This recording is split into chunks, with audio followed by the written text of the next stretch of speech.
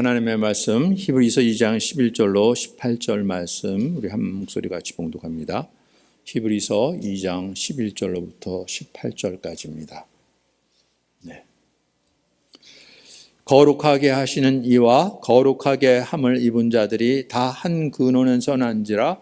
그러므로 형제라 부르시기를 부끄러워하지 않으시고 또다시 이르시되 내가 주의 이름을 내 형제들에게 선포하고 내가 주를 교회 중에서 찬송하리라 하셨으며 또다시 내가 그를 의지하리라 하시고 또다시 볼지어다 나와 및 하나님께서 내게 주신 자녀라 하시니 자녀들은 혈육에 그도 또한 같은 모양으로 혈과 육을 함께 지니심은 죽음을 통하여 죽음의 세력을 잡은 자 곧 마귀를 멸하시며 또 죽기를 무서함으로 한평생 매어 종노릇하는 모든 자들을 놓아주려 하심이니 이는 확실히 천사들을 붙들어 주려 하심이 아니요 오직 아브라함의 자손을 붙들어 주려 하심이라. 그러므로 그가 범사의 형제들과 같이 되심이 마땅하도다. 이는 하나님의 일에 자비하고 신실한 대제사장이 되어 백성의 죄를 속량하려 하심이라. 그가 시험을 받아 고난을 당하셨은즉 시험 받는 자들을 능히 도우실 수 있느니라. 아멘. 아멘. 우리 지난주에 또 그 앞에 부분을 우리가 같이 나눴는데요. 그리스도가 누구신지를 변증하는 그러한 서신서라고 그랬죠. 예. 저자는 누가 썼는지는 뭐 밝히질 않았으니까 알 수는 없지만 그리스도가 어떠한 분이신지 천사들보다 뛰어나시고 모세보다 뛰어나고 그리고 짐승을 제물로 하나님께 드리는 역할을 했던 대제사장보다 뛰어나신 분. 그죠? 예. 이걸 하는데 이제 지난주에서는 천사보다 뛰어나신 분이라는 거죠. 그죠? 예.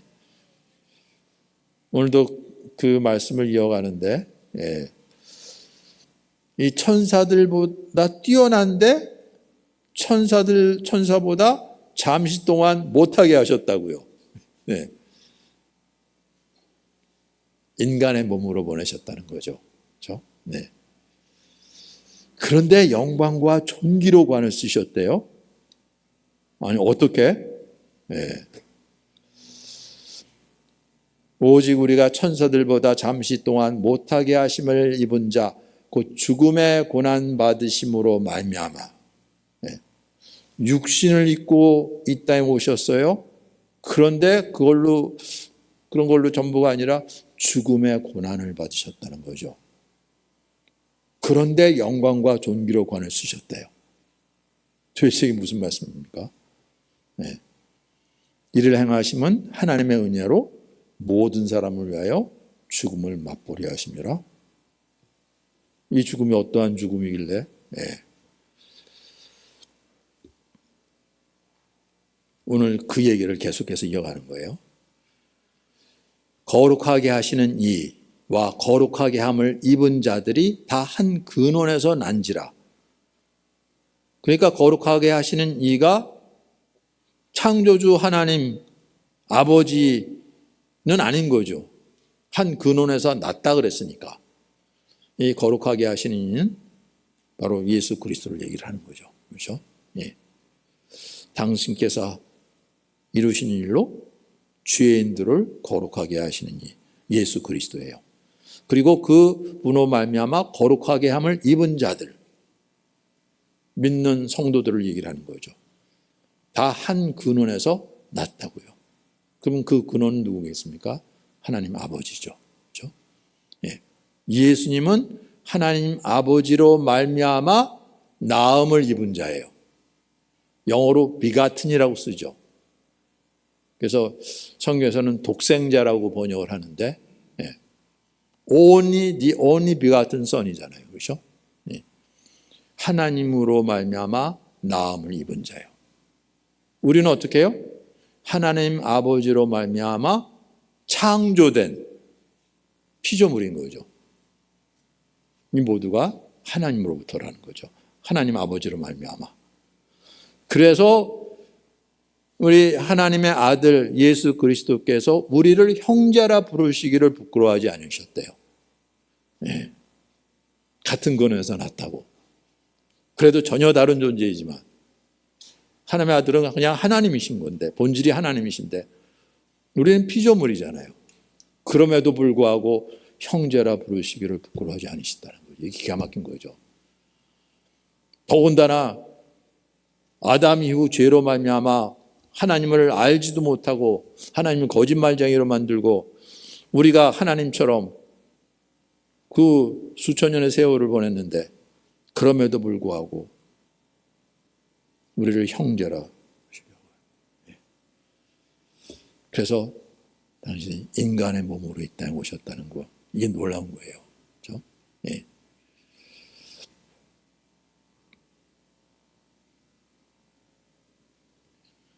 그래서 우리로 자녀로 세우려고 그러는데 결정적인 장애물이 있죠. 하나님과 우리를 분리시키는 것, 바로 죄 문제죠. 그렇죠?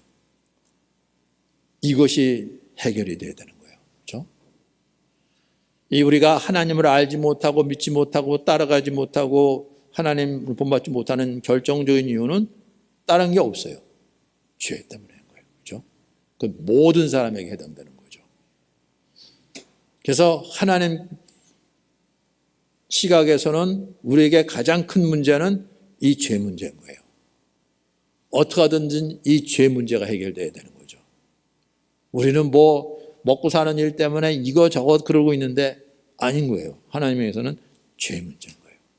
물론 성경에 예수님께서 구원을 말씀하실 때 여러 뭐 질병이나 무슨 어려움에서 또 그냥 일반적인 언어로 구원을 말씀하시지만 예수님께서 이루고자 하시는 것은 결정적인 구원은 죄와 죽음의 권세로부터 구원인 거죠. 그렇죠? 네.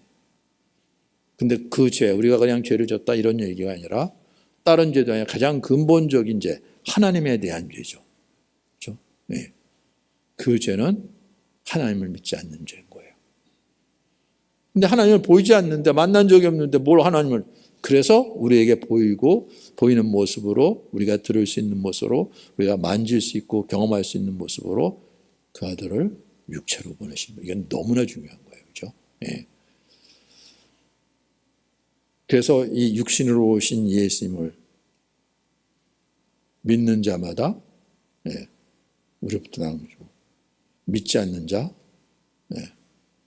이거는 하나님과 대적하는 자다는 거죠. 이걸로 분별한다고 그랬어요. 육신으로 오신 예수님이 너무나 중요한 거죠. 그렇죠? 네. 근데 사람들은 너무나 쉽게 우리가 육신으로 당연히 오셨지. 그런데 그렇게 단순한 얘기가 아닌 거예요. 히브리서 기자가 지금 그걸 얘기를 하고 있는데, 네. 이 아버지의 뜻을 따라 예수 그리스도의 몸을 단번에 들으심으로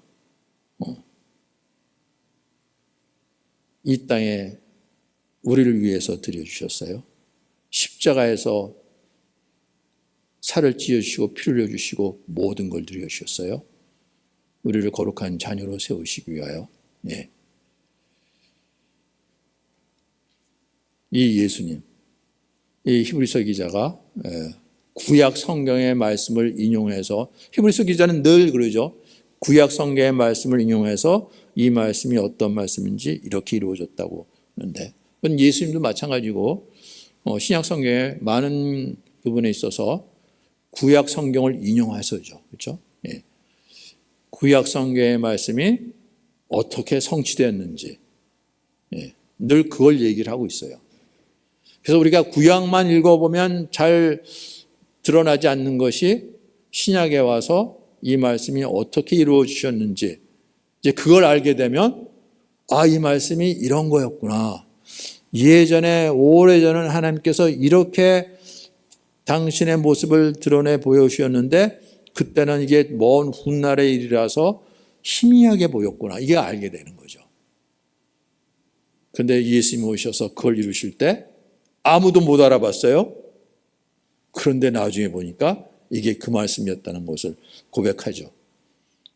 죽은 자 가운데 부활하신 후에야 성경과 예수께서 하신 말씀을 제자들도 3년 동안 예수님을 따라다녔어도 동의할 수 없었어요.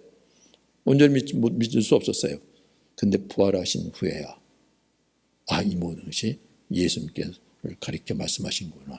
이걸 믿게 됐다는 거죠. 예. 그래서 부활이 너무나 중요한 거예요. 이걸 빼놓고서 나면 모든 게 힘이에요. 예. 그래서 정말 하나님께서 우리에게 부활의 눈 열려 계신 게 얼마나 감사한지 모르죠. 그렇죠? 예. 네. 그런데 이 부분 12절 내가 주의 이름을 내 형제들에게 선포하고 내 주를 교회 중에서 찬송하리라 하였으며 어디서 이런 말씀을 하셨나요? 시편 22편을 인용해서 하신 말씀이에요. 다윗의 시죠.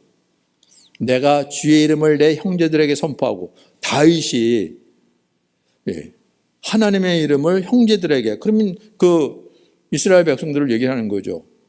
선포하고 내가 주를 회중 가운데서 찬송하리로다. 회중은 그분인 거예요. 그렇죠? 그런데 놀랍게도 다윗의 시를 살펴보면 정말 성령의 감동으로 된 것을 우리가 있어요. 왜냐하면 그런 부분이 있죠. 주께서 내 주에게 말씀하시기를. 다윗의 시인데 주께서 내 주에게 말씀하셨다 그랬으면 주가 두 분이야? 주께서 내 주에게? 그럼 주는 뭐고 내 주는 뭐예요? 다윗이 그러한 고백을 했을 때 한 분은 하나님 아버지이지만 한 분은 하나님께서 이 땅에 진정한 왕으로 보내실 그리스도를 보시는구나. 이게 깨달아지거든요. 그렇게 해서 그 시편을 읽어보면 이 말씀이 뭘 얘기하는지가 선명하게 드러나는 거예요. 그렇죠? 그런 것들이 한두 군데가 아니에요. 지금도 마찬가지죠. 다윗은 분명히 내가 하나님의 이름을 형제들에게 선포하고 그 가운데 주를 찬송하리라 그러는데 히브리서 기자는 이걸 예수 그리스도라고 보는 거죠. 이게 진짜 놀라운 거예요. 이걸 볼 수 있어야 돼요. 이 시각에 눈이 열려야 되는 거거든요. 근데 일반 성도가 아니라 신학자들도 여기에 눈이 열리지 않는 신학자들도 있어요. 그러니까 육체를 따라서죠. 우리는 그걸 따라서. 보통 심각한 일이 아닌 거예요. 근데 시편 기자는 그리스도라는 얘기를 하고 있는 거죠. 13절 또다시 내가 그를 의지하리라 하시고 또다시 볼지어다 나와 및 하나님께서 내게 주신 자녀로 하셨으니 이것도 구약 성경을 인용을 해서 하는 거예요. 나와 및 하나님께서 내게 주신 자녀. 도대체 이게 무슨 말씀인 거예요? 이사야서 8장 18절에 보면 보라 나와 및 여호와께서 내게 주신 자녀들. 아니 이사야 선지자가 보라 나와 및 여호와께서 내게 주신 자녀들. 그럼 나는 이사야고 여호와께서 내게 주신 자녀. 그러면 이사야의 자녀들 이스라엘 중에 징조와 예표가 되었나니 그 하나님께서 이사야의 두 아들 이름을 소알야숲 마알살랄 하스바스라는 이름을 주셨어요. 아하스 왕 때죠. 이 왕이 하나님 믿지 않는 거죠. 징조를 구하라. 구하지 않겠다는 거죠. 근데 하나님께서는 이사야를 통해서 대신 징조를 주시죠. 처녀가 잉태하여 아들을 낳을 것이라. 그리고 이사야 두 자녀들이 징조가 될 것이라. 하나의 이름을 이스라엘야숲, 둘째 이름을 마알살랄 하스바스. 이 마알살랄 하스바스 신속히 노력하고 속히 탈취하라. 하나님께서 아수르를 통해서 이스라엘을 그렇게 심판할 것을 말씀하시는 거예요. 스알야숲 남은 자가 돌아올 것이다. 하나님께서 이 땅을 어떻게 회복하고 구원할 것인지. 그래서 두 아들이 징조와 예표가 될 것이라고 그러는데, 그런데 이 히브리서 기자는 이 이사야의 말씀을 인용을 해서 그리스도를 바라보는 거죠. 그렇죠? 하나님께서 마지막 때 어떻게 이 땅을 심판하려고 하시지만 구원을 베푸시려고 그러실지. 이사야 두 아들을 이 징표와 표적으로 삼은 것처럼 그 아들을 삼아서 사실은 그냥 표적이 아니라 그 아들을 통해서 그 말씀을 이루시려고 그러는 거죠. 그래서 자녀들이 혈과 육에 속하였으며 우리를 자녀로 부르시는 거예요. 그렇죠? 네. 예수님과는 전혀 격이 맞지 않는, 그분은 하나님으로부터 나음을 받은 미 같은 선이지만 우리는 크리에이티드, 창조된 피조물인데도 불구하고 우리를 자녀로, 아버지로 말미암았다고. 그런데 우리가 심지어는 죄 가운데 있어요. 하나님을 알아보지도 못하고 하나님과 원수되어 있어요. 그래도 하나님을 알고 하나님만 섬기는 자라 그러는데, 그 아들을 정죄하고 십자가에 못 박으려고 그러는데, 그럼에도 불구하고 하나님께서는 그 아들을 보내시는데 형제로 그들도 구원해서 함께하게 하셔요. 그래서 자녀들은 혈과 육에 속하였음에 그도 또한 같은 모양으로 혈과 육으로 오셨다는 거죠. 이게 너무너무 중요한 거예요. 그렇죠? 네. 이래서 하나님은 사랑이시라 그러는 거죠. 그렇죠? 하나님의 본질, 하나님은 사랑이신 거죠. 그렇죠? 우리가 아무리 타락했다 할지라도 우리를 예수 그리스도의 형제로 보시고 우리를 구원하시는데 우리와 똑같은 혈과 육의 몸을 얻고 이 땅에 오셔서 하시는 일, 우리를 죄에서 구원하시기 위하여 이 죄와 사망 권세를 깨트리시는데 어떻게 해요? 죽음을 통하여. 이게 하나님의 승부수죠. 예. 가려져 있었던 거예요. 그렇죠? 예. 이 승부수라는 것이 어떠한 이 시합이나 전쟁터나 이런 데서 이 승부를 가르기 위한 결정적인 수단이나 행동이나 그런 거잖아요. 그렇죠? 많은 위험 부담이 있고 그리고 많은 사람들에는 가려져 있었지만 이게 되면 이거는 이 게임은 끝난다. 이 시합은 끝난다는 거예요. 그렇죠? 그게 바로 십자가의 대속의 죽음이라는 거죠. 이걸 누가 생각을 했겠습니까? 죽음이면 끝나는 건데, 그건 패배인데, 죽음인데, 문자 그대로. 근데 사단은 어떻게 이걸 회방하는지. 네. 그래서 예수님께서 갈릴리 사역을 마치고 자기가 누구인지 얘기해보라고 그러고 예루살렘에 가서 어떤 일을 이루실지, 예루살렘 올라가면 고난을 받고 죽임을 당하고 제3일에 사역을 하리라. 그때 다른 사람도 아니고 수제자라고 그랬던 예수님부터 바로 직전에 칭찬받았던 베드로가 나갔고 절대로 그럴 수 없습니다 그러잖아요. 부활할 수 없습니다 그럴까 했어요? 부활하면 안 돼요 그럴까 했어요? 네. 죽는다는 게 말이 안 되는 거잖아요. 그렇죠? 네.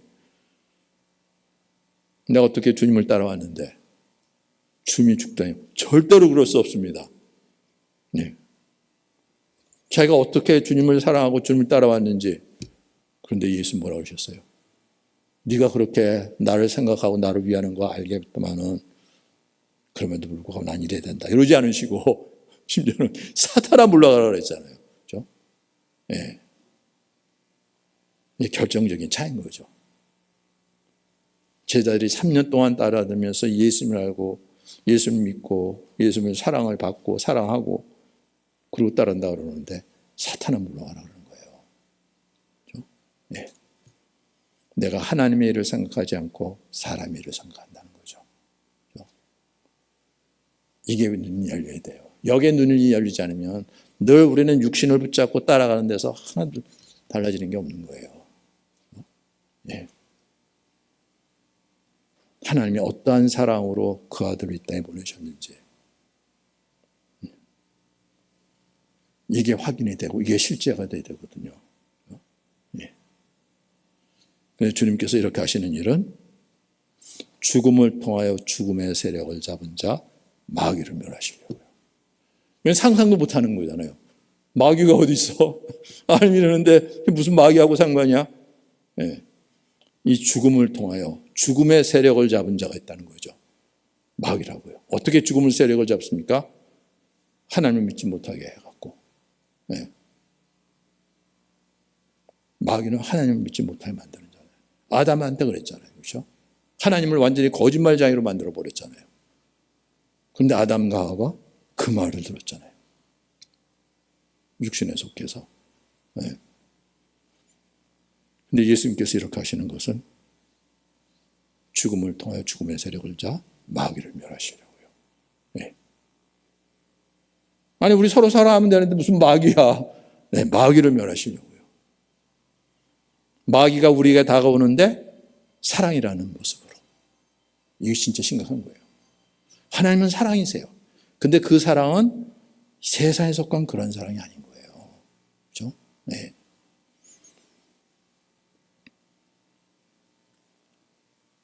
분명히 우리가 지난주 우리가 요한일서 4장 말씀을 하면서 이 육신으로 오신 예수를 부인하게 만드는 거 이게 영적인 것 같고 아니 하나님이 어떻게 그럴 수가 있어. 그냥 예수라는 사람의 몸을 빌려서 역사하다가 이제 죽기 전에 떠났다. 이게 더 그럴듯하지. 하나님이 영원히 존재하시는 분이신데 그럴 수가 없지. 그런데 그게 많은 사람들에게 더 이성적으로 들리고 그럴듯하게 들린다는 거죠. 그런데 성경 분명히 그들은 세상에 속한 거로 세상에 속한 말을 하며 세상이 그들의 말을 듣는다고 그러는 거예요. 네. 근데 하나님께 속한 사람은 그 말을 듣지 않는다는 거죠. 예. 심지어 예수님은 사탄은 물러가라까지 그랬어요. 그런데 사랑하는 자들아 우리가 서로 사랑하자. 사랑은 하나님께 속한 것이니 사랑하는 자마다 하나님으로부터 나서 하나님을 알고 사랑하지 아니하는 자는 하나님을 알지 못하니 하나님 사랑이시라. 이건 사람들이 너무나 좋아하죠. 이거 부인하는 사람들은 별로 없죠. 그렇죠. 하나님은 사랑이시지. 네. 사랑으로 이 모든 걸 드러내는데. 근데 이거는 사람들이 말하는, 사람들이 행하는 그러한 세상에 속한 사랑이 아닌 거잖아요. 그렇죠? 네. 하나님의 사랑이 우리에게 이렇게 나타난 바 되었으니 하나님이 자기의 독생자를 세상에 인간의 몸으로 보내신 것은 그로 말미암아 우리를 살리려 하심이라. 우리를 살리려고 당연하지. 사랑은 여기 있으니 우리가 하나님을 사랑한 것이 아니라 하나님이 우리를 사랑하사 우리 죄를 속하기 위하여 화목제물로 그 아들을 보내셨습니다. 이게잖아요. 이게 사랑인 거죠. 그렇죠? 네.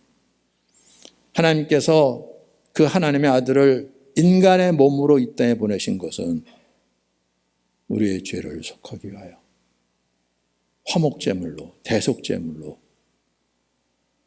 only begotten son 그 아들을 독생자를 희생제물로 보내신 그 사랑을 얘기하는 거죠. 이게 말이 됩니까? 아니 하나님이 사랑하면 가족부 사랑부터 해야지. 그 아들을 그런데 내보내 그리고 또 십자가 못 박아 죽기까지 해. 이게 무슨 사랑이야? 이해할 수 없다는 거죠. 그렇죠? 네. 그래서 눈이 열려야 된다니까요. 귀가 열리고 이 하나님의 사랑이 어떠한 사랑인지. 사랑하는 자들아 하나님이 우리같이 우리를 사랑하셨은즉. 이게 하나님의 사랑이라고요. 그래서 우리도 서로 사랑하는 것이 마땅합니다. 하나님이 우리를 사랑하신 것처럼. 네. 내가 너희를 사랑한 것처럼 너희도 서로 사랑하라. 예수님께서 우리를 어떠한 사랑으로 사랑하셨는지 그 사랑으로 서로 사랑하라. 안 된다는 거예요. 우리는 감당할 수 없는 거죠. 그런데 어떻게 해요? 성령으로 말미암아죠. 네. 어느 때나 하나님을 본 사람이 없을 때 만일 우리가 서로 사랑하면 하나님이 우리 안에 거하시고 그의 사랑이 우리 안에 온전히 이루어졌느니라. 그의 성령을 우리에게 주심으로 우리가 그 안에 거하고 그가 우리 안에 거하시는 줄 아느니라. 바로 우리에게 보내주신 성령으로죠. 네. 그래서 세상에 말하는 것과는 다른 거라는 거죠. 그래서 육체로 오신 것이 너무나 중요한 거죠. 네. 이분이 누구신지 그 영광이 드러나는 일이라는 거예요. 그렇죠? 하나님이 그냥 하나님으로 존재하세요. 영원하신 분이신데 왜 죽게 왜 죽어? 말은 좋은 것 같은데 하나님이 어떠한 분이신지 이걸 가리고 그냥 하나님은 영이시라 우리가 상대할 수 없는 너무나 존귀한 사람 우리는 서로 사랑하면 되지. 사람의 일로 바꿔버린다는 거예요. 이게 마귀가 하는 짓이거든요. 그렇죠? 그런데 육체로 오셨어요. 그러니까 이제 거꾸로 이제는 그렇지 예수님 그런 분이시지 무슨 뭐 죽은 사람이 부활해? 신령한 몸으로? 아니, 그래도 이 땅에서 그렇게 의롭고 선하시고 이런 분이 없는데 우리가 이분의 정신을 잘 받아서 주님 따라 살아야지. 완전히 사람 일로 바꿔버리든지 이런 데는 마귀가 한 짓이에요. 그렇죠? 근데 예수님 오셔서 육신의 몸 오셨어요. 그리고 십자가에 죽으셨는데 이것으로 마귀의 정체를 드러나고 마귀를 멸하셨다고요? 네, 그렇다는 거죠. 그 열매 부활로죠. 그 결과 부활인 거죠. 네, 이 부활은 하나님의 본질이잖아요. 본성에 속한 거잖아요. 나는 부활이요 생명이니. 영원하신 분이에요. 영원히 어떻게 영원한 겁니까? 나를 죽여봐라. 나 다시 산다는 거잖아요. 그렇죠? 네. 세상에서도 호랑이를 잡으면 우리 한국 속담에 그런 거 있잖아요. 호랑이를 잡으면 호랑이 굴에 들어가야 된다는 거잖아요. 그렇죠? 이 죽음의 권세를 잡은 자 그 안에 들어갔다는 거죠. 그랬으면 마귀가 승리했어야 되는 건데 네.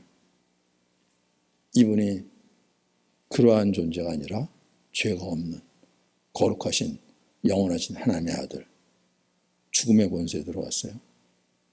그냥 들어간 것도 아니라 세상 모든 죄짐을 대신 담당하시고 그래서 정죄받고 십자가에 죽임을 당했는데 보니까 그게 끝이 아니었던 거죠.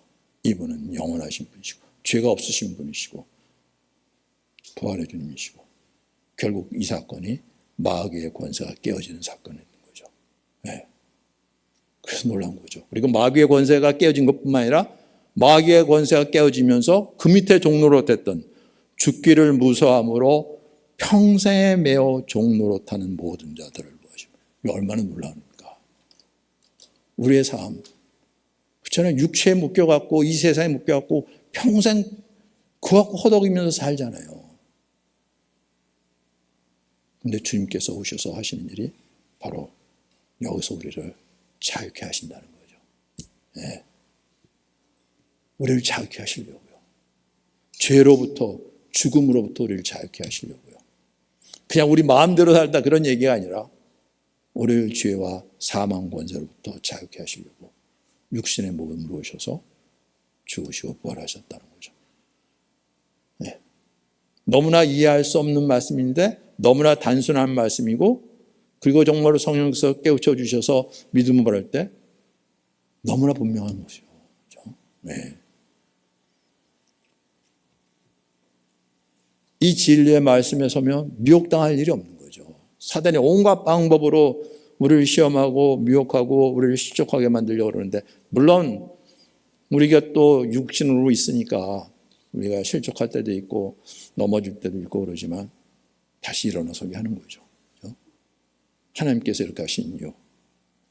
천사들을 붙들어 주려 하신 것이 아니잖아요. 그렇죠? 오직 아브라함의 자손을 붙들어 주려 하십니다.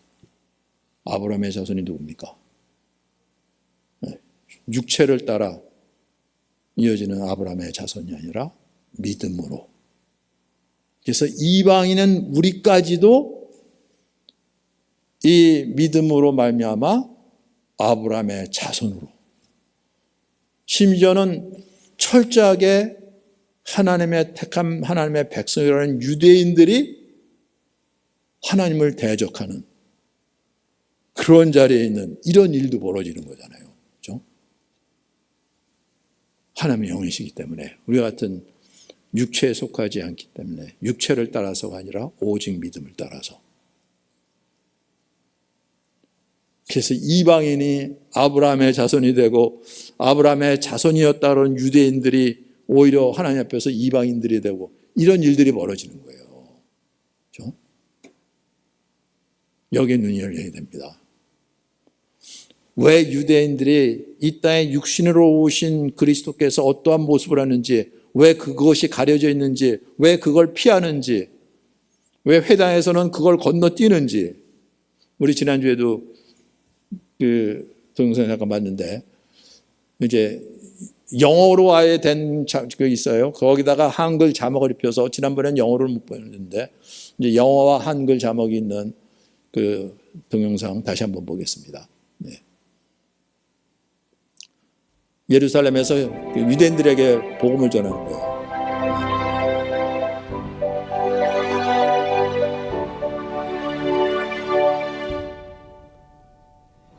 יש פרק אחד בתוך הספר הזה, שבעצם היו מקריאים אותו בבתי הכנסת בעבר, ואז הרבנים החליטו להוציא את זה מההפטרה. היום זה נחשב הפרק האסור. האם שמעת על זה עוד פעם? לא שמעתי על זה. האם את רוצה לראות מה נסתר בפרק הזה? יש לך את זה? יש לי פה בתנ"ך. צריך לדעת כמה שיותר על זה, האמת היא. בעצם בגלל זה אנחנו עושים את התוכנית הזאת, כי רוב האנשים לא קראו את הפרק הזה בכלל, כי לא קוראים את זה עוד בבתי הכנסת. הפרק הוא ישעיהו נ"ג, נבואה מאוד חשובה על מי המשיח יהיה, ולמשך 1700 שנים, מאז שהוא כתב את זה, כמעט כל הרבנים וחז"ל האמינו שזה פרק שמדבר על המשיח. בעצם גם בתלמוד, בסנהדרין צדיק ח', גם ילקוט שמעוני, הזוהר, הרמב"ם, האמינו שהפרק הזה מדבר על המשיח. אז עכשיו אנחנו מגיעים לקטע הכי כיפי, שאנחנו נקרא כמה קטעים מאותו פרק ונראה על מה זה מדבר. זה וחדל אישים, איש מכאובות וידוע חולי, וכמסתר פנים ממנו נבזה ולא חשבנוהו. הוא היה בזוי ודחוי על ידי בני אדם, איש שידע כאבים ומחלות, הוא היה כמו אדם שמסתירים ממנו את הפנים, בזוי וחסר ערך בעינינו. שזה מדבר העניין הזה על המשיח. זה חזק מאוד. אדם כמו שכתוב בזוי ודחוי על ידי החברה.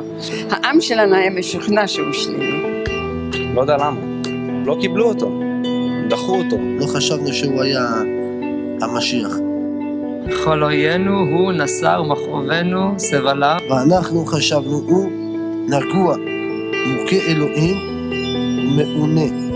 לכן הוא נשא את המחלות שלנו, סבל את הכאבים שלנו, ואנחנו התייחסנו אליו כמו אל חולה במחלה קשה, שאלוהים גרם לו להיות מושפל ומעונה. הוא לקח את כל הכאב, את כל הסבל ואת כל המחלות עליו. ובכל זאת, דחו אותו. הוא עשה לנו טוב ובעצם נתנו לו רע בחזרה. הוא סובל בגללנו, בגלל כל בעצם העבירות שאנחנו עושים, אז הוא סובל את הכאב הזה. הוא נתן לנו מעצמו, הוא סבל בשבילנו, הוא לקח את המחלות שלנו, את כל החטאים שלנו. מעוצר וממשפט לוקח את דורו, מי ישוחח, כי נגזר מארץ חיים, מפשע עמי, נגע למו. ויתן את רשעים קברו, ואת עשיר במותיו, הלא חמס עשה ולא מרמה בפיו. בפסוק 12 כתוב, תחת אשר הערה למוות נפשו. מה התוצאה של הסבל שלו בסופו של דבר? הוא מת. הוא מת, הוא ימות. עם עשירים, איזה כיף. אני גם רוצה. אז קיצר ישימו אותו על דברים שהוא לא עשה, וקיבל על זה. מעניין. הוא מת, אבל לא מוות עם כבוד. קודם כל, האם זה משהו ששמעת על המשיח, שכל הדברים האלה אמורים לקרות לו? לא. זה לא. יש גם את התיאור הזה, לא רק בפסוקים אלה, אבל גם בזכריה, בדניאל, במקומות אחרים, וגם הרבנים העתיקים הבינו שהמשיח אמור לסבול. והוא מחולל מפשענו, מדוכא מעוונותינו, מוסר שלומנו עליו, ובחבורתו נרפא לנו. כולנו כצאן טעינו, איש לדרכו פנינו, והשם הפגיע בו את עוון כולנו. אבל הוא נפצע בגלל הפשעים שלנו, בגלל החטאים שלנו, מושפל, נענש כדי שלנו יהיה שלום, בזכות הפצע שלו נרפאנו. כולנו עבדנו כמו צאן, כל אחד מאיתנו פנה לדרכו, אבל אדוני הטיל את האחריות על החטאים של כולנו.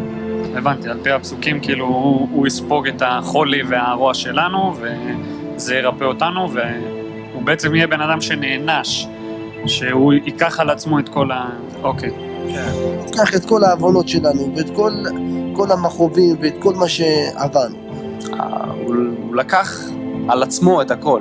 שכל החטאים וכל הדברים הרעים וכל העונש הכבד, אלוהים כאילו הכניס את זה באדם אחד. אז על כל אחד מאיתנו לשאול, האם יש בי חטא? האם פעם גנבת משהו?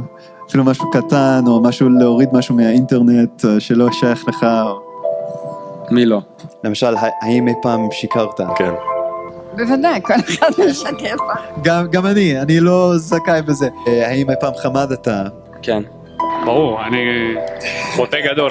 וגם לפי התנ"ך, כל המחשבות וגישות הרעות שלנו, כמו אנוכיות, או הגאווה, או כל הדברים כאלה, הם גם נחשבים לחטא. אז אם למשל אנחנו היינו מקרינים כל המחשבות שלך על מסך, וכולם שמכיר אותך היו רואים אותם, היית רואה רק מחשבות טובות שם, וגם כמה לא טובות?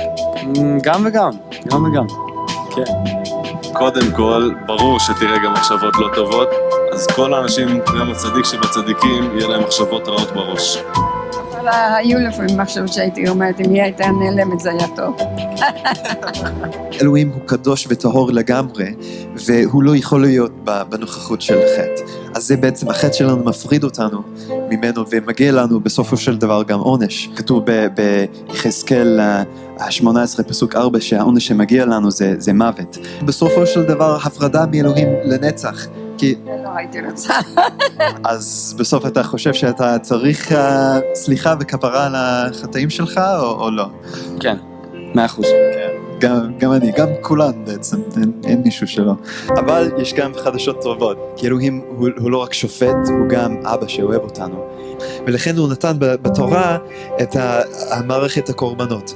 הקורבן היה לוקח על עצמו את החטאים של אותו בן אדם. כתוב שהקורבנות יפסקו, ושבמקום הקורבנות שהיו, אלוהים ישלח בן אדם שיקרא המשיח. שיקח על עצמו את כל החטאים. בדיוק, וזה מה שקראנו עכשיו. אלוהים נתן לנו בתנ"ך תיאור מאוד ספציפית של מי המשיח יהיה כדי שנזהה אותו ולא נפספס אותו. וכמובן זה מאוד קריטי שנדע מי הוא הבן אדם הזה, כי בלעדיו אין לנו את הכפרה והסליחה כדי שהוא ייקח את החטאים שלנו. כתוב בדניאל פרק ט' שהוא חייב לבוא לפני חורבן בית המקדש השני. אז בעצם זה היה ב-70 לספירה. אז המשיח היה חייב לבוא לפני זה, לפי התנ"ך. כתוב גם במיכה שהמשיח הזה ייוולד בבית לחם. וגם כתוב בישעיהו, מה שקראנו עכשיו, ישעיהו נ"ג, שהעם שלנו נדחה אותו בהתחלה, ושהוא יסבול וימות. וכתוב בפסוקים אחרי זה, אחרי שהוא ימות, הוא יקום לתחייה, ואז כתוב כשגויים רבים יקבלו אותו, והם יכירו את אלוהי ישראל בגללו. אז עכשיו, מהתיאורים הללו, מהתנ"ך, יש מישהו בהיסטוריה שהגשים את הדברים האלה? אני לא יודעת. לא, אני לא ידוע. לך ידוע? יש מישהו שהגשים את זה? לא שאני חושב, יכול להיות שיש, ותגיד לי עכשיו, אני כן, אבל עכשיו לא עולה לי לראש. ישו. שמע, שוב אני חייב להזכיר שאני לא מאמין בזה בכלל, אבל לפי הסיפורים וכל מה ששמעתי, כן, זה מתאים לישוע. עשו ממנו איש קטן לאיש גדול, שהוא בעצם כן עשה מעשים טובים, והוציאו אותו בדיוק ההפך. תראה, אני מאמין שישוע שבא לפני חורבן בית המקדש, שהוא הגשים את אלה בדיוק. הוא בא לפני 70 לספירה, הוא נולד בבית לחם, שהעם שלנו דחה אותו, הוא סבל ומת, אבל הוא קם לתחייה.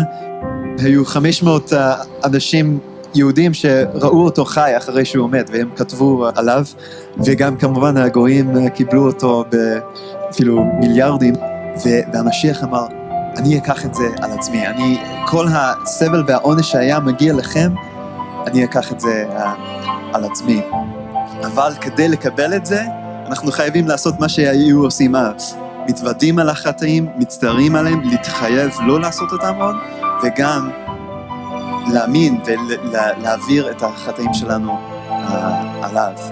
רק אם אנחנו נאמין באותו משיח ונקבל אותו, אז הוא יקבל את כל החטא שלנו על עצמו. לא נראה לי ששמעתי את הדברים האלה בגלל שהנושא מגיע לישו, כבר יש כזה מחסום, שלא רוצים אפילו לחשוב על זה, לא רוצים לפתוח את הראש, להיות, באמת, להביא לזה מחשבה קצת.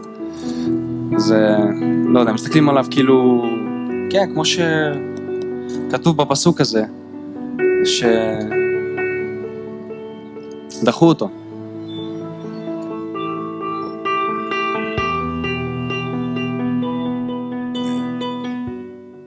무엇이 그걸 가로막고 있는지, 육신으로 오신 예수님, 그리고 우리의 죄를 대속하기 위하여 대속제물로 대제사장으로 오셔서 그렇게 죽임당하신 예수, 그걸 가려져 있다고. 얼마나 기막힌 일입니까?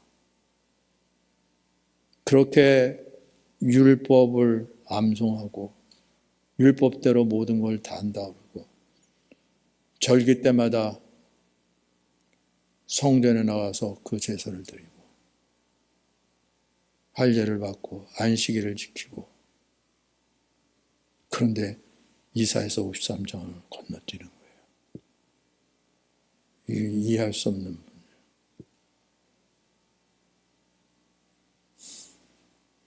그런데 어떻게 이방인은 우리가 이 말씀을 듣고 예수님 말씀하시면 이렇게 할 수 있겠습니까?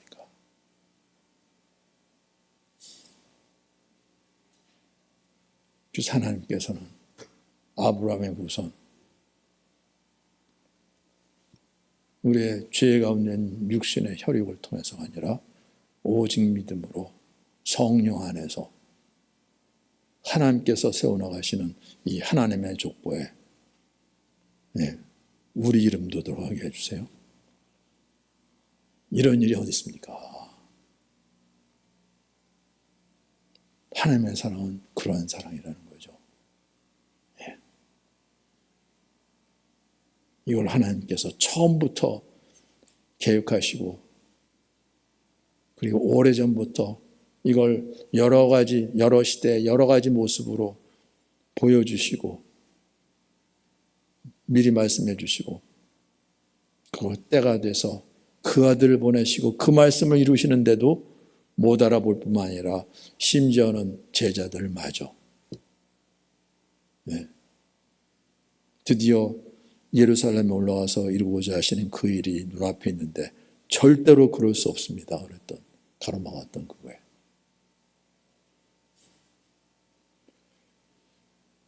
정말로 우리 하나님의 말씀을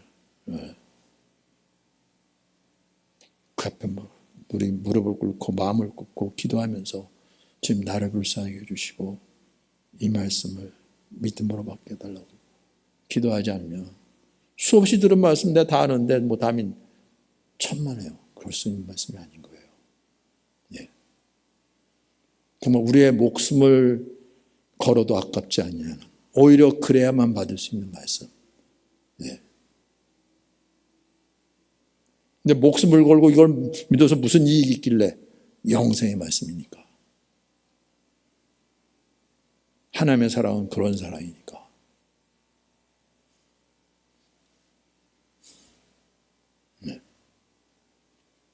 그래서 그가 범세 형제들과 같이 되심이 마땅하다고 히브리서 기자가 고백하는 거예요. 왜 이렇게 오셨는지, 이게 마땅하구나, 이게 참이구나. 하나님은 그런 분이시구나. 아브라함의 자손을 붙들려 하시는데 그 아브라함의 자손, 아브라함처럼 처음부터 율법을 알고 율법을 따라서 의롭다 하기를 받아서가 아니라 오직 하나님의 말씀을 믿음으로, 거기에 이방인인 우리가 오히려 믿음으로 아브라함의 자손을 세우는 이 자리로 불러주셨어요. 이게 얼마나 놀라운 일입니까? 유대인들은 그 말씀이 무슨 말씀인지 알아듣지도 못하고 이게 예수님을 가리킨 거 아니냐? 그래도 안 믿어지는 거예요. 그게 그 장벽이 있다고 그랬잖아요. 그렇죠? 네.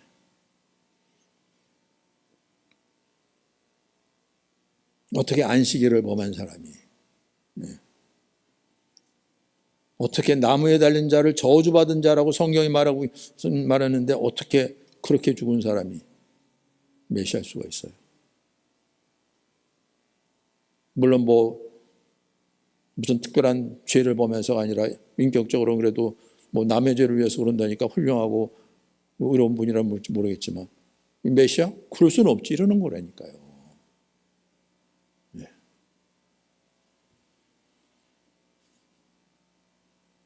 제자들마저 그걸 이루시려고 그걸 말씀하시는데 절대로 그럴 수 없습니다. 그랬던 거예요. 네. 그러니까 예수님께서 사탄아 물러가라 그러는 거죠. 그렇죠? 예. 내가 하나님의 일을 생각하지 않고 사람의 일을 생각한다는 거예요. 예. 하나님의 일과 사람의 일이 어떻게 나눠지는지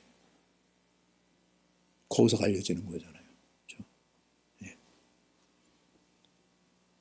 결국은 다 떠난 그 자리 홀로 남았는데 예수님은 아버지께서 저에게 말씀하신 대로 그 자리까지 죽음인데 그러면 끝나는 건데 이게 끝이 아닌 걸 알죠. 나는 부활이요 생명이라고. 죽음을 경험하고 십자가에 못 박혀 죽어 무덤에 묻혔는데 정말 믿음대로 말씀대로 죽은 자 가운데 부활하셔서 이 세상과 주님이 어떻게 다른지, 어떻게 구별이 되는지 이 모든 걸 드러내시고 제자들 따라가서 확인시켜 주시고 약속하신 성령을 보내주셔서 드디어 이 땅에 퍼져나가는 이 놀라운 복음의 역사가 우리에게까지도 닿은 거죠. 그가 범세 형제들과 같이 되심이 마땅하다. 이는 하나님의 일에 자비하시고 신실한 대제사장이 되어서 예전에도 대제사장이 있었죠. 신실한 대제사장들이 있었죠. 그런데 그러한 대제사장들하고 다른이죠. 그렇죠? 그들은 짐승의 피로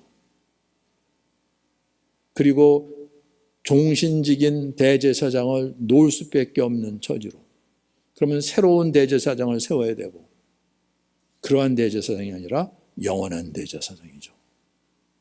당신의 흠없는 몸을 제물로 드려서 이러한 대제사장이라고요.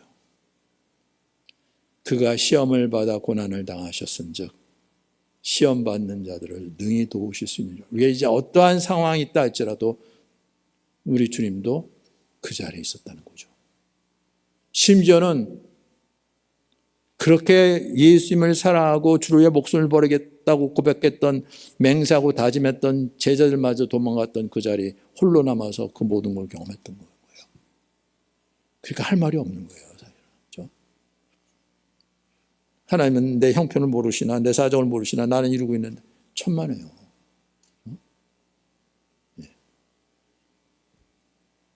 그래서 육체로 오시고 가장 낮은 곳으로 십자가 저주의 죽음의 자리까지 이게 얼마나 놀라운 은혜고 사랑인지 모르죠. 이렇게까지 우리를 사랑하신 거. 근데 그걸 뭘로 확인할 수가 있었어요? 부활로. 부활이 없었으면 그냥 의로우신 분인가 선하신 분인가 그러고 왔지. 누가 그분이 하나님의 아들로 우리 죄를 위해서 왔다고 생각하겠습니까? 성경이 그런가 써 있으니까 그런가 보다 그러겠죠. 부활로 이걸 드러내신 거잖아요. 너무나 중요한 거죠. 그렇죠? 그리고 부활로 비춰보니까 이 사랑이 어떠한 사랑인지, 이 죽음이 어떠한 죽음인지 정말 감당할 수 없는 하나님의 사랑인 거죠. 그래서 시험받는 우리를 능히 도울 수가 있다는 거죠. 우리가 어떠한 상황, 어떤 형편이 있다 할지라도 우리를 모르고 우리를 도와줄 수 없는 분이 아니라 우리의 사정을 너무나 잘 알고 그 이상으로 온 세상이 예수님을 버리고 가장 예수님을 잘 알고 사랑하는 제자들이 부인하고 도망가고 예수를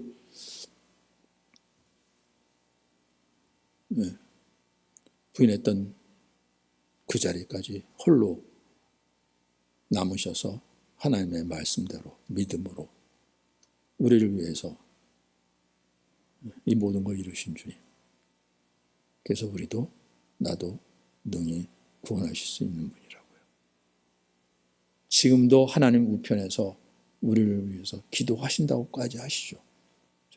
네. 정말 이분이 우리와 같은 육체로 오셨다는 것이 얼마나 감사하고 놀라운 일인지. 네.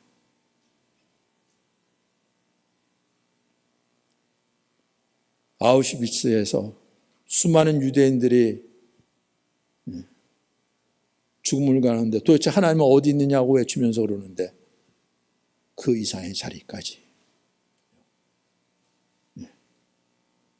왜냐하면 죽음이 끝이 아니니까. 오직 믿음으로. 그래서 이 땅의 유일한 소망인 거죠. 우리 아이들에게 이걸 가르쳐줘야 돼요. 이 믿음을 심어줘야 돼요. 그렇죠? 갈수록 이 변화된 세상에 이거 어떻게 다 따라가겠습니까? 인류 역사가 한순간에 세워진 것이 아니라 옛날부터 축적이 돼갖고 그걸 기반으로 새로 뛰고 이걸 지금 애들은 처음부터 그걸 다 봐야 되는데 그걸 어떻게 따라가겠습니까? 갈수록 나중에 이 세력을 잡은 자, 권세자들이 어떻게 세상을 지배할지 이건 너무나 뻔한 거죠. 근데 이 모든 것을 넘어서 우리가 영원한 생명을 얻고 누릴 수 있는 길 바로 주님이죠. 어떠한 사랑으로 우리를 사랑하셨는지 그 사랑이 어떠한 사랑인지 그분이 이루신 것이 어떠한 일인지 그 믿음 안에서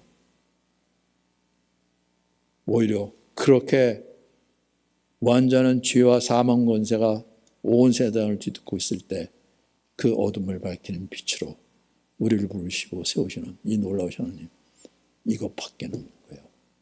네. 정말 이 믿음이 이 은혜가 우리 모두에게 있기를 예수 이름으로 축원합니다. 네. 너무나 단순해서 겨우 이런 거야? 그럴 수도 있을지도 몰라요. 네. 이게 무슨 말인지 알아듣지 못하면 그런데 진짜 이렇게 놀라운 말씀이에요. 네.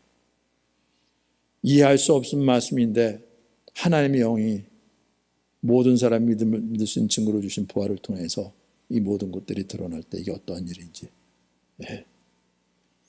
완전히 새 창조의 역사가 일어나는 말씀인 거죠. 세상이 어떻게 변한다 할지라도 관계없는 거죠. 이 모든 것을 넘어서 죽기를 무서함으로 일평생 매어 종로로 타는 모든 자들을 놓아주시는 사건인 거죠. 이게 네. 정말 이 축복이 우리 모두에게 임하기를 예수님 이름으로 축원합니다. 예. 우리 간증 듣고 마치겠습니다. 우리 송화자매 간증 우리 같이 듣겠습니다. 예. 세상이 그들의 말을 듣느니라. 요한일서 4장 1절로 6절. 사랑하는 자들아, 영들을 다 믿지 말고 오직 영들이 하나님께 속하였나 분별하라. 많은 거짓 선지자가 세상에 나왔음이라. 이로써 너희가 하나님의 영을 알지니 곧 예수 그리스도께서 육체로 오신 것을 시인하는 영마다 하나님께 속한 것이요 예수를 시인하지 않는 영마다 하나님께 속한 것이 아니니 이것이 곧 저 그리스도의 영이니라. 오리라 한 말을 너희가 들었거니와 지금 벌써 세상에 있느니라. 자녀들아, 너희는 하나님께 속하였고 또 그들을 이기었나니 이는 너희 안에 계시니가 세상에 있는 자보다 크심이라. 그들은 세상에 속한 고로 세상에 속한 말을 하매 세상이 그들의 말을 듣느니라. 우리는 하나님께 속하였으니 하나님을 아는 자는 우리의 말을 듣고 하나님께 속하지 아니한 자는 우리의 말을 듣지 아니하나니 진리의 영과 미혹의 영을 이로써 아느니라. 하나님은 성경을 통해 모든 것을 이 세상에 일어날 일들을 예언하시고 기록해 두셨다. 모든 영을 다 믿지 말라고 하셨다. 영적인 체험을 하고 신기한 경험과 기적을 경험한다 할지라도 그것이 예수 그리스도를 증거하지 않는다면 모두 하나님께 속한 것이 아니라 분명히 말씀하고 계신다. 이 일이 예수님이 승천하시고 얼마 되지 않아서부터 일어난 일이다. 교회에 분란을 일으키고 나누어지게 하는 거짓 교사, 선지자들이 있다고 하셨다. 교회가 자라는 가운데 거짓 선지자도 세워져서 사람들을 미혹하고 복음에서 떠나가게 하는 역사가 이미 초대교회에서부터 시작되었다고 하신다. 그때부터 거짓 선지자가 나타났고 이미 우리 가운데 많다고 하신다. 정말 그렇다. 하나님의 이름을 부르지만 사람들을 미혹하고 사람을 모이게 해 세력을 키우고 정치 집단과 연결시켜 오히려 하나님의 이름을 욕보이고 역전도하고 있는 지금 시대의 현실. 사실 이 사건들이 지금에서 시작된 것이 아니라 이미 오래전부터 일어났고 지금 시대는 더욱 수면 위로 드러난 것임을.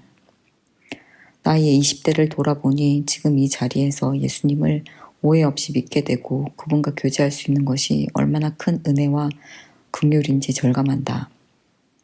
20대 때부터 이 세상의 문제가 이해되지 않았고 하루라도 마음 편히 살고 행복해지고 싶어서 교회를 다니면서 여기저기 많이도 쫓아다녔다. 어떻게 하면 하나님이 나의 힘든 삶의 무게를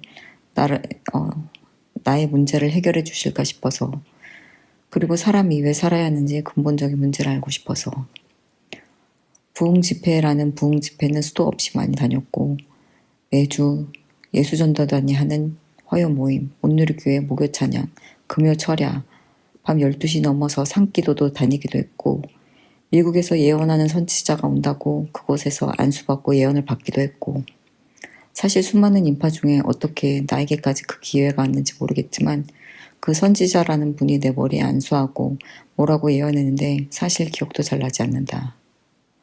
방방 뛰는 부흥회부터 사람이 배를 잡고 웅크리며 빙빙 도는 희한한 장면을 목격하기도 했고 안수를 받으면 사람이 뒤로 넘어가는 것을 보기도 했다. 또한 몸이 아픈 사람이 귀신이 들린 것이라며 귀신을 쫓는다며 그 사람 몸을 두드리며 귀신 쫓는다는 장면을 보기도 했고 멀쩡한 이빨을 금리빨로 바꾼다는 역사, 성령을 받으려면 방언을 해야 하니 할렐루야를 빨리 말하면 방언 받는다고 그것을 연습시키며 어쩔 수 없이 받아들여야 했다. 그런데 그런 집회에 가면서도 뭔가 마음이 불편했다. 이해가 안 되었고 내가 제대로 가고 있는 것은 맞나 의심이 들기도 했지만 교회에서 그 모임들을 열기도 했고 검연하기도 했고 목회자가 가라고 했으니 순종하는 마음으로 따라갔고 그래도 하나님이 내가 세상에서 놀고 먹고 즐기지 않으니 나를 한 번쯤은 더 생각해 주시고 잘 봐주시지 않을까 하는 생각도 있었지만 결과는 항상 뭔가 불편하고 오히려 그런 곳에 갔다 오면 마음이 더 힘들었다. 내 근본 문제는 해결이 안 되었고 성경에서 나온 하나님과는 뭔가 동떨어져 있다는 생각이 끊임없이 들었기 때문이다. 그런데 이것을 말해주는 사람이 없었다. 왜냐하면 주변에 다 그것에 동조하는 분위기였고 하나님을 만나려면 그런 신령해 보이는 그런 것들을 해야 된다고 생각했기 때문이다. 지금 와서 보면 진짜 예수님과는 상관이 없었던 것이었다. 아무리 하나님을 찾는다고 했지만 예수님이 누구신지 증거되지 못했고 신기한 경험을 하면 하나님이 나타나신 것이라 했지만 결국 그들이 구하고 원하는 것이 무엇인가? 결국 내가 구하는 것들이 무엇이나 돌아보게 하신다. 예수 그리스도를 통한 죄사함, 그리고 그의 나라, 영생, 연합 이런 것들이 절대 아니었다. 결국 구하고 원하던 것은 이 세상의 능력이었고 세상의 힘이었다. 심지어 그것이 교회를 위한 것이라고 했어도 예수님과는 상관없이 눈에 보여지는 교회, 사람이 많이 모여져서 교회 성장을 이룬다고 하지만 정말 예수님이 원하시는 것이 인간의 눈에 보여지는 교회였을까? 조금만 생각해보면 성경과 얼마나 다른지 알 수 있는데 그 가운데 있으면 본인들이 무엇을 하고 있는지 알지 못한다. 성경에서는 예수님이 십자가에 못 박혀 돌아가셨는데 왜 예수님이 십자가에 돌아가셨나? 분명 예수님이 행하신 일과 그들이 구하는 것이 무엇인지 이성적으로 객관적으로만 생각해 보아도 알 수 있는 일인데 분별하지 못하는 현실이 참 개탄스럽다. 그리고 나도 그 안에 있으면 알지 못했고 알았어도 그 가운데서 스스로 빠져나올 수가 없었을 것이다. 그러나 이제는 절대적인 하나님의 은혜로 그 가운데 빠져나오게 해주시고 분별하게 해주시고 하나님의 말씀을 예수님을 통해 믿게 해주시니 정말 은혜이며 하나님의 긍휼하심을 받은 자이다. 진짜 예수님으로 인해 다 가진 자가 되었다. 세상에서의 삶이 확실하게 X가 쳐지고 예수 안에서의 삶이 확실하게 O가 쳐지니 넘어지고 자빠지더라도 다시 예수님께 회개하게 하시고 기도하게 하시고 구하게 하신다. 그렇게 깨어서 세상에 속한 자의 말을 쫓지 않고 하나님께 속한 자의 말을 쫓게 구한다. 마귀가 얼마나 악하고 영악한가. 어떻게 하든 하나님의 말씀을 왜곡시켜서 그 말씀을 듣지 못하게 하고 세상의 달콤한 말들이 내 정욕과 맞을 때 그 세상의 말을 쫓아 내 마음을 빼앗기게 만든다. 혼잡하고 더욱더 어둠으로 치닫는 이 세대에 더욱 비욕되기 쉬운 정말 두려운 시대에 살고 있다. 그렇게 더욱 깨어있길 원한다. 사단은 뭔가 일이 일어나는 것 같지만 결국 세상의 능력을 구하고 세상 것을 구하지만 하나님의 성령의 역사는 요한일서 4장에서의 모든 말씀처럼 우리가 그리스도 안에 있는 공동체 안에서 서로 사랑할 때 하나님으로부터 난 자이며 하나님을 아는 자라고 하신다. 나에게는 절대로 없는 그 사랑, 인간들에게는 절대로 없는 그 사랑을 하나님이 먼저 보이셨다. 어떻게 이런 죄인 중에 죄인, 괴수 중인 괴수 같은 인간들을 위해 하나님이 독생자 아들을 보내셨고 그 끔찍한 고난과 죽임을 당하셨는지 우리는 알지도 못했을 때 우리는 하나님을 원수 삼아 미워하고 죽이기까지 했지만 하나님이 우리를 먼저 사랑하신 그 사랑 앞에 굴복하게 하신다. 그리고 그 예수님을 인격적으로 믿게 하신다. 요한의 고백처럼 태초에 계셨던 생명의 말씀이신 예수님을 직접 듣고 보고 만졌던 분, 그 하나님이 우리에게 나타나셨으니 성령 하나님께서 지금도 나에게도 우리 공동체에게도 나타나셔서 더욱 겸손한 마음으로 주님을 믿고 더 큰 믿음을 주시기를 구한다. 참으로 이 땅에 있었던 많은 일들, 저도 어렸을 때 뭐 곳곳에서 뭐 부흥 집회한다고 그러고 뭐 천막 세고 사람들 뭐 북치고 뭐 찬송 부르고 어떤 데서는 그냥 2층에다가 뭐 교회를 차렸는지 하는데 밤낮 발 구르는 소리 찬송 부르는데 발 구르면서 저 사람 이제 뭐 하고 있는 거야. 그리고 어쩌다가 이제 이 기도원이라는 데도 가보고 사람들이 뭐 어떻게 뭐 방언받는지 하는 것도 보고 막 그랬는데 그때는 이런 일들이 왜 일어나는지 그 자초징을 잘 몰랐죠. 그런데 이제 예수를 믿고 이렇게 성경도 좀 읽어보고 신학교도 다니면서 도대체 왜 이런 일들이 벌어지는지 그리고 세월이 흘러서 그것들의 열매가 무엇인지 보니까 나무는 열매로 한다 그랬죠.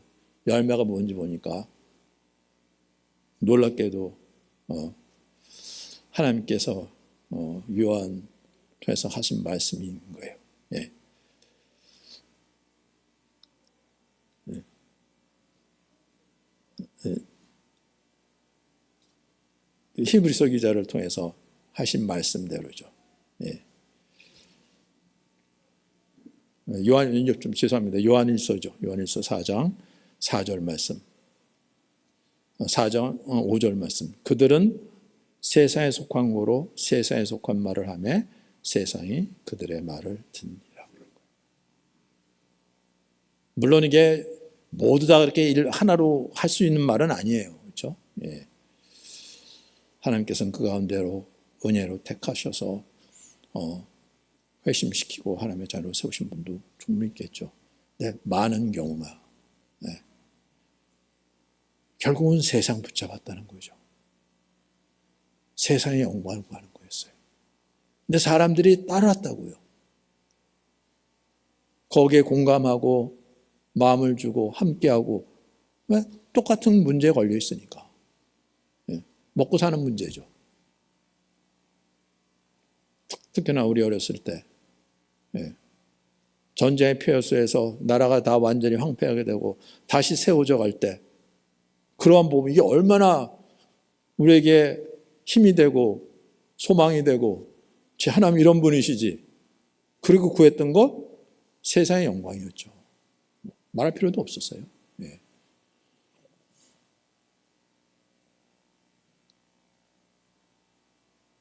그러니까 부활은 이건 죽은 다음에 이러니까 관계없는 거죠. 부활, 그렇지. 당연히 하나님은 그런 분이시지, 믿지.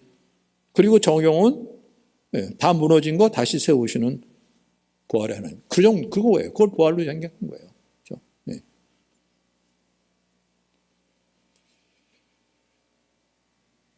그런데 이제 보니까 이제 그 열매가 다 나타났잖아요. 어떻게 돼가고 있는지.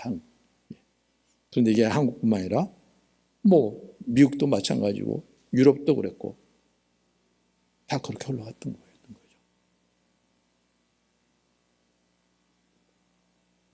하나님께서 이제 때가 되니까 이제 이걸 드러내 보여주시는데 우리도 그 안에 있었구나.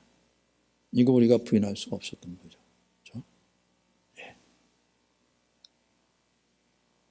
그래서 왜 하나님이 육신으로 오신 것이 중요한지, 그게 어떠한 일인지, 그렇게 육신으로 오신 예수님이 어떻게 하나님의 아들일 수가 있었는지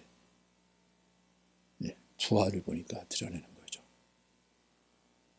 그래서 사단이 육신으로 오신 예수를 부인하게 만드는 거죠. 그러면 부활도 필요가 없잖아요. 그렇잖아요? 예.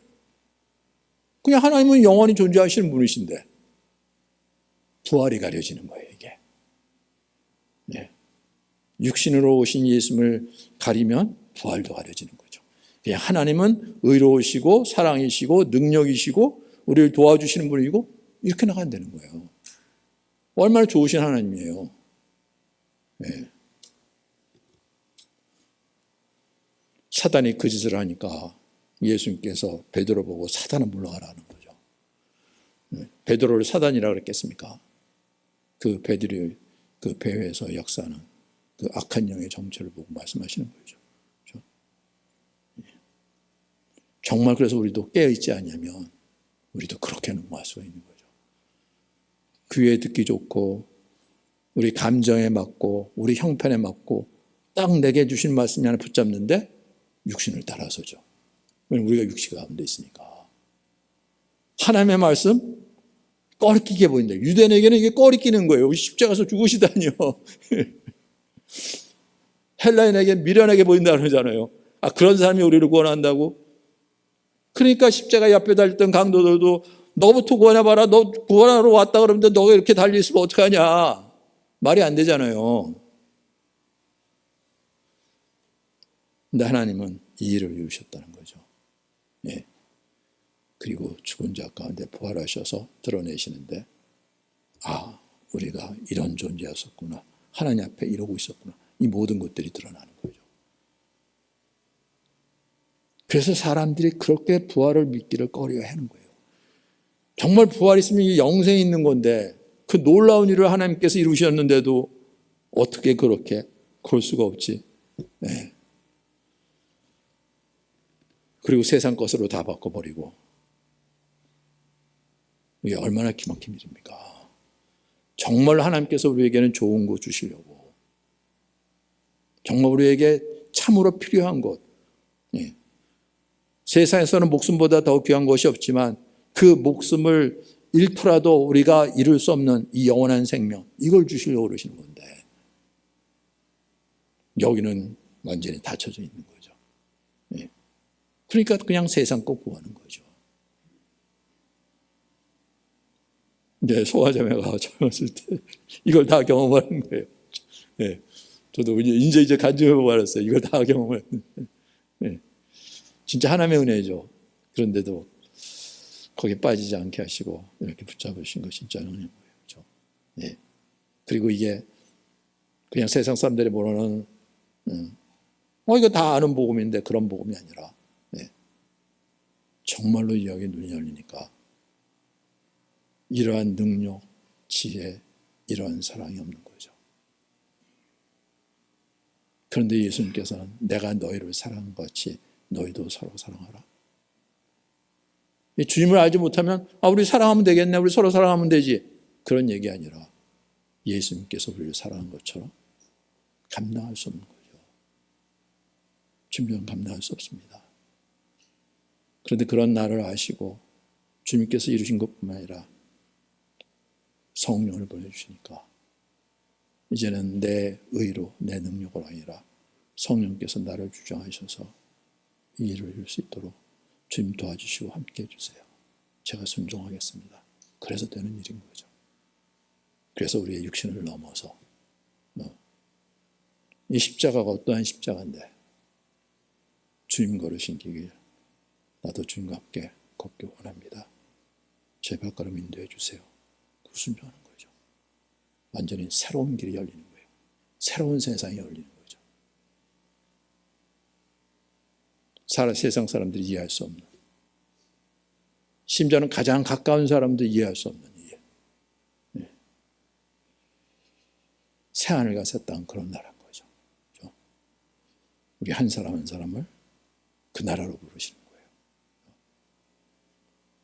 좀 우리 모두가 여기에 눈이 열리고 귀가 열려서 정말 새로운 피조물로 세워지는 그 축복이 있기를 예수님 이름으로 축원합니다. 이것을 위해서 우리 주여 그러면서 같이 통성으로 기도하겠습니다.